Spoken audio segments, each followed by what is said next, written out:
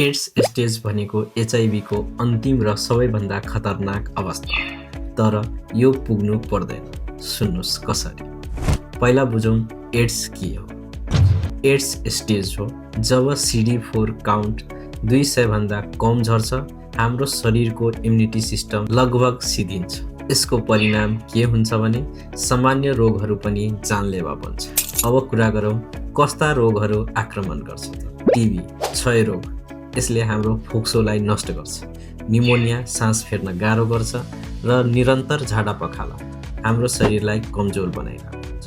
र मुखमा सेतो दाग, जसलाई हामी ओरल थ्रस भन्छौँ, र साथै दिमागमा सङ्क्रमण, किनभने हाम्रो इम्युनिटी सिस्टम काम नै गर्दैन। तर सुन्नुहोस्, समयमै एचआइभी टेस्ट गरे, एन्टिरेट्रोभाइरल ट्रिटमेन्ट सुरु गरे र नियमित मेडिसिन लिए एड्स स्टेज नै पुग्दैन।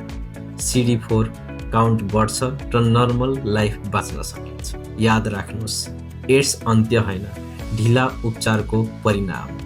आजै टेस्ट गरौँ। एड्स स्टेज भनेको एचआइभीको अन्तिम च्याप्टर हो, तर तपाईँको कथाको अन्त होइन। CD4 काउन्ट नम्बर हो, तपाईँको भाग्य होइन। एड्सले तपाईँलाई अघि बढ्नबाट रोक्न सक्दैन, तर तपाईँको एक्सन नलिए रोकिन्छ। आज डिसाइड गर्नुहोस् र भोलि जिउनुहोस्। धन्यवाद।